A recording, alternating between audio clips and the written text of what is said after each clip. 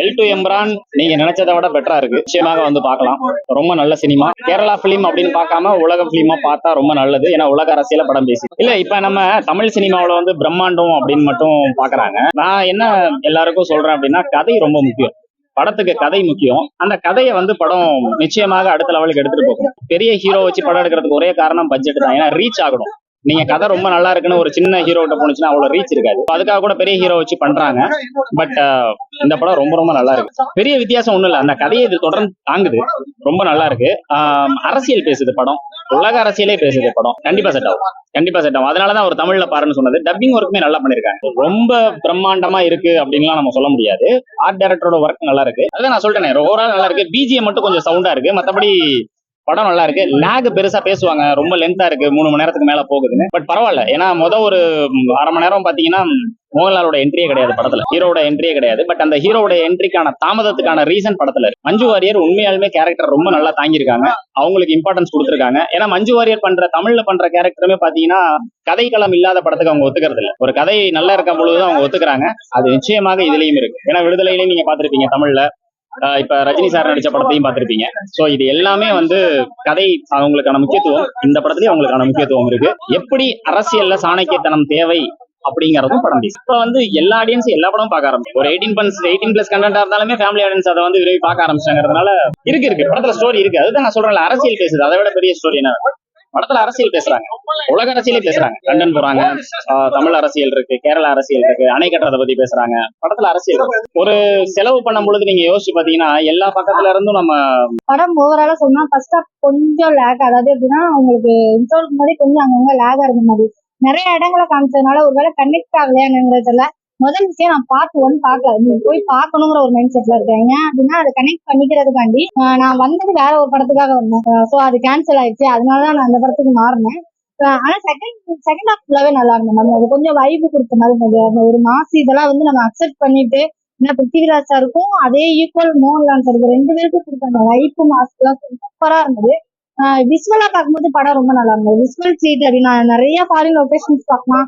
அந்த ஒரு சில விஷயங்கள்லாம் அப்படியே புகைக்குள்ளலாம் அந்த கார் போற மாதிரிலாம் ஒரு சீன்லாம் வரும். அதெல்லாம் அவ்வளவு சூப்பரா இருக்கும்.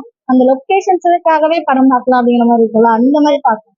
பட் இன்னும் கொஞ்சம் வேற மாதிரி கொடுத்துக்கலாமோ. நிறைய இடத்துல வந்து ஃபர்ஸ்ட் அதாவது இன்டர்வியூக்கு முன்னாடிலாம் பாத்தீங்கன்னா ஃபர்ஸ்ட் ஒரு 10 நிமிஷம் செம்ம ஹைப் அப்படியே அரண்டு போற மாதிரி பாக்குற மாதிரி இருந்தது.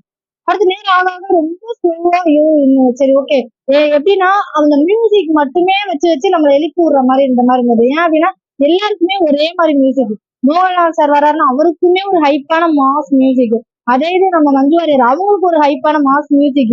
ஒருத்தர் வர்றாரு அவருக்கும் ஹைப்பான மாஸ் மியூசிக். யார் தாண்டா ஹீரோ? நம்ம ஹீரோன்னு சொல்லி ஒரு மியூசிக் ஒண்ணு செட் பண்ணும். இந்த மாதிரி ஒரு இன்ட்ரடக்ஷன் வந்தாலே அது நம்ம ஹீரோ தான் அப்படிங்கிற ஒரு மைண்ட் செட்ல இருக்கும். ஸோ பாக்குற எல்லாருக்குமே அதே மாதிரி கொடுத்துட்டாங்களோ அப்படிங்கிற மாதிரி இருக்கும். ஆக்சுவலி லூஸ் தேர்ட் பார்ட்ல தான் ரினியூவல் பண்றாங்கன்னு நினைக்கிறேன். எனக்கு அது வந்து இன்னுமே ரினியூவல் பண்ணல.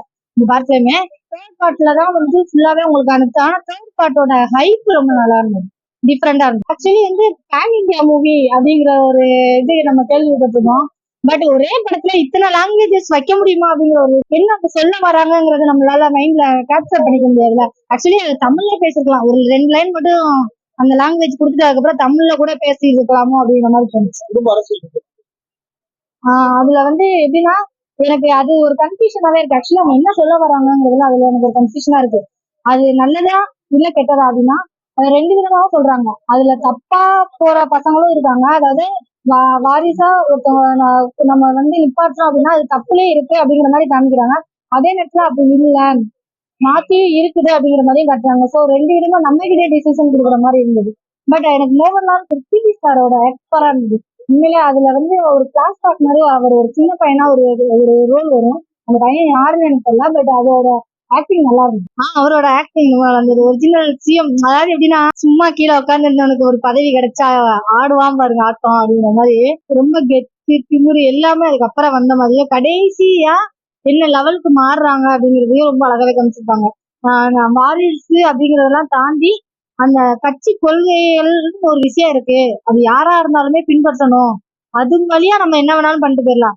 அதை வந்து மொத்தமா அடிச்சு உதச்சிட்டு நம்ம புதுசா ஒரு வழியை உருவாக்கும் போது அதுல பிரச்சனை வரும் அப்படிங்கிற மாதிரி மோகன்லால் பிருத்திவிராஜ் லாஸ்டா வந்து ரெண்டு பேரும் மோகன்லால் சாரும் பிருத்திவிராஜ் சாரும் ஒரு ஃபைட் சீன் ஒன்று பண்ணுவாங்க.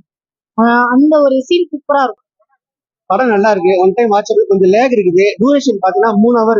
ஸோ வந்து என்ன சொன்னா ஒரு 2 மணி நேரம் 20 நிமிஷம் அந்த மாதிரி பண்ணிட்டாங்கன்னா படம் நல்லா இருக்கும். அது பண்ணாம விட்டாங்க. படம் வந்து கண்டிப்பா ஒன் டைம் வாட்ச். மோகன்லால் வந்து பாடிப்பாங்க. பிருத்திவிராஜ் வேற, டொவினோ தாமஸ், நம்ம மஞ்சு வாரியர் எல்லாம் சேர்ந்து ஒரு ஃபுல் பேக்கேஜ் கமர்ஷியல் என்டர்டைன்மெண்ட் தான் வந்தது. இது ஒரு பேனிட்டியா மூவி தான். எல்லா லாங்குவேஜுக்கும் புரியும். ஆனா என்னன்னா படத்தை வந்து ஃபர்ஸ்ட் பார்ட்டை பார்த்து வந்தீங்கன்னா ஈஸியா கனெக்ட் ஆகும். அது இல்லைன்னா ரொம்ப லேகா இருக்கும், ரொம்ப போர் அடிக்கும். ஃபர்ஸ்ட் பார்ட் பார்த்து வந்தீங்கன்னா உண்மையிலே செம்ம. லூசிஃபர் தான் அவரு அங்க இருந்து தப்பிச்சிடறாரு இல்லையா, இப்ப மறுபடியும் வந்திருக்காரு. இப்ப 3வது தான் தப்பிச்சிடறாரு. தேர்ட் பார்ட்டுக்கு லீட் கொடுத்துருக்காங்க. கண்டிப்பா நீங்க பார்க்கலாம். இங்க கமர்ஷியல் எலிமெண்ட் பயமா இருக்கு. அங்க ஃபுல்லா ஸ்டோரி, இங்க வந்து கமர்ஷியல் எலிமெண்ட். இங்க ஃபுல்லா கமர்ஷியல் எலிமெண்ட். அதனால வந்து இது பிடிச்சிச்சுன்னா படம் ஃபுல்லா ஐஸ்பீட் ஷாட்ல போட்டு கலந்துருக்காப்ல. டைரக்ஷன் வேற லெவல்ல. மியூசிக் வந்து இன்னுமே பயங்கரமா இருக்கு. செம்மையா பண்ணிருக்காங்க. பிருத்திவிராஜோட என்ட்ரிலாம் வந்து யாருமே நினைச்சு பார்க்கணும். அந்த மாதிரி ஒரு என்ட்ரி. டொவினோ தாமஸ் அட்டகாசம் பண்ணிருக்காப்ல. ஒரு சிஎம் ரோல் பண்ணிருக்காப்ல. சூப்பரா பண்ணிருக்காங்க. அப்பா இறந்து போயிறாருல்ல, மகளா சிஎம். அந்த ரேட்ல சிஎம் காப்பாத்தி திருத்துறதுக்காண்டி வர்றாரு. காப்பாற்ற முடியல. மோகன்லால் சீனு உண்மையிலே படத்துல ஒவ்வொரு சீனும் மாஸ் சீன் தலைவர. இதுக்கு மேல நடிக்கணும்னா எவனால முடியாது தமிழ்நாட்டுல ரஜினிகாந்த் கூட இவ்வளவு ஆக்ஷன் பண்ணிருப்பாரான்னு தெரியாது. இவர் ஜெயிலர் 2 இது செம படம். நல்லா உண்மையிலே மோகன்லால் வர சீன் தான் படத்துல உருப்படியா சூப்பரா இருக்குது. படத்துல பிடிச்ச சீன்னா இடவெள போட்ட முடிஞ்சோட ஒரு சீன் வருவாரு பாருங்க, ஓப்பன் சீனு. அதுதான் சீன். மஞ்சு வாரியர் காப்பாத்துற சீன் தான் படத்துல உண்மையான சீன்.